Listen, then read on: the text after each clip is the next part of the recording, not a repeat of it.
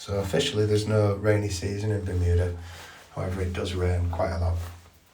And on a rainy day, what better way to spend it than visit the fantasy and crystal caves of Bermuda.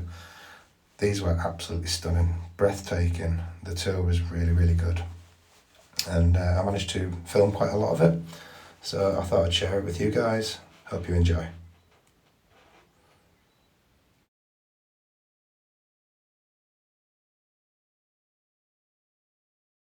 So you're going to see the cave dripping, calcium carbonate deposits until it hits the ground, and then it's almost like a sandcastle making its way up, right? Now in another maybe 2 million years, we might see some growth with this and this finally connecting. And I say that because everything grows very slowly, at 1 inch every 100 years, okay? So it is extremely gradual. Now, to show you guys the coolest formation for me in this cave, this big guy here. This is the oldest formation that we have here on the island. It's 3.5 million years of age. And this cave is well over 4 million years of age as well, right?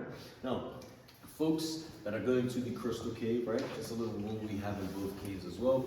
Now, just be very careful on touching the formations, right?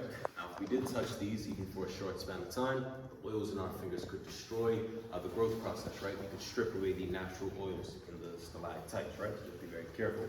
Now, in both cases, we do have one formation, one formation you can touch here in both caves, right? So I'll point that out to you guys, right?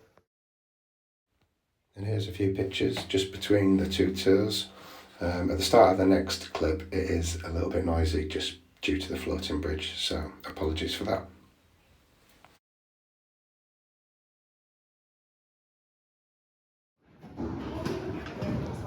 Yeah. Thank you. I have to wait till you stop recording so you can catch that on camera. You know what I mean? Cool. Thanks, man. Thanks.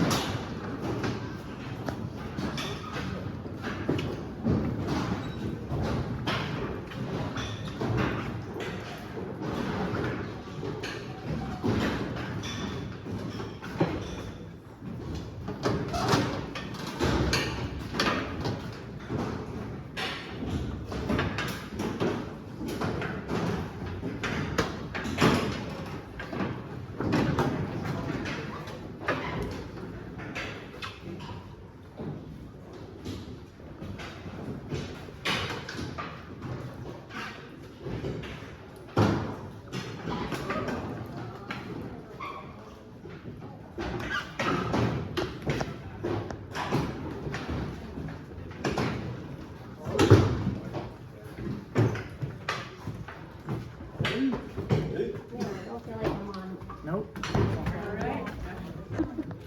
All aboard. Come on. We're not on solid ground.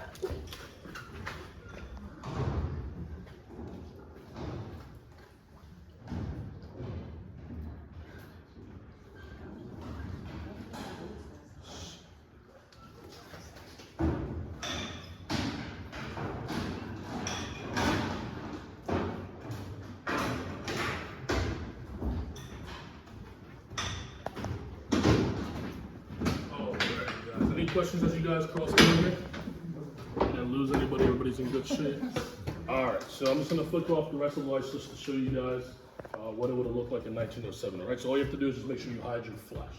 So 3, 2, 1. Alright, there you guys go. So yeah, pretty much complete darkness.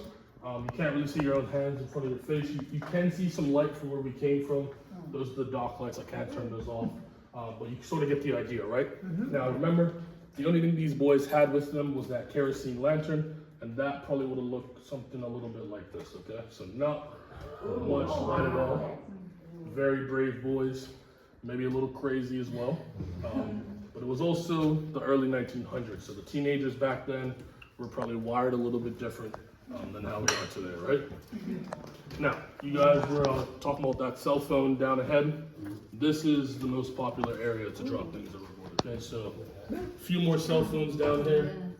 There's some credit cards down here as well. Flashlights, sunglasses are very, very popular. Those go over almost every day. But the craziest thing down here right now, I'm gonna let you guys take a guess. Do you guys see this black rectangle next to that hat right there? Yeah. All right, I'll give you one hint. It's not a cell phone. Does anybody have any ideas what that might be? Your wallet's actually kind of close. Passport. Yes. So yes, that is somebody's passport. It's a U.S. passport from what I've been told. He's still on the island. Yeah, it might be me. They're making me work it off. But yeah, it's been down there since even before I worked here. Okay, so people always say, "Why don't I do anything about it?" It's not on my job description, but also I have tried to do something about it. We do have a net lying around somewhere. It's like 25 feet long. It doesn't even come close to touching the bottom. Okay, so that's how deceptive the water really is. We do have some divers, like I mentioned earlier, that are supposed to come in and clean up, but as you can tell, they haven't been here in a long time. But what they used to do, they'll clean up all these items, and then for fun, they get the dive through all the different tunnels, okay? So one of the main tunnels is right underneath this ledge, and that takes you to Fantasy Cave, where some of you just came from, I believe. But it's about a quarter mile through there. It's very, very narrow. The divers actually have to take off their tanks and stuff and then push it ahead of them to fit through. So it's a little bit sketchy. I don't know why they enjoy it so much. That is the main one that takes you out to the ocean. So if you guys, I'm assuming if you're visiting, you flew into the island. If you remember where the airport's at, there's that bridge that comes from the airport, and all the water underneath there is called Castle Harbor, and that's where this takes you, okay? About a half a mile, and it's also the deepest point in the cave. It drops down to about 65 feet down there, okay? Any questions from any of the tunnel stuff? Pretty straightforward. Yep. All right, so a couple more things. So with the lights down, it creates a lot of little cool reflections.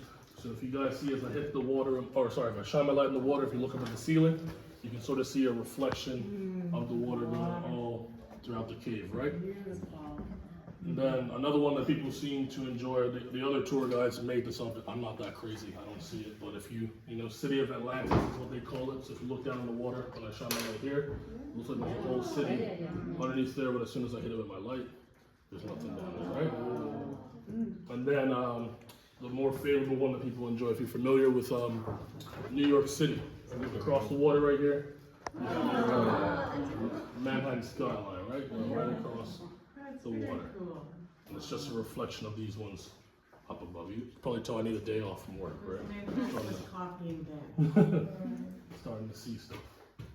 Now, if you guys haven't already, that first of the lights that I had on, let's hope these come back on. Perfect. So we call these our romantic lights. If you haven't grabbed a photo of this already, I do strongly recommend grabbing a photo. It does come out very nice. Just be careful not to drop your phone overboard, okay? Am I in the way of you guys' photos? No. I'll go up on the dock.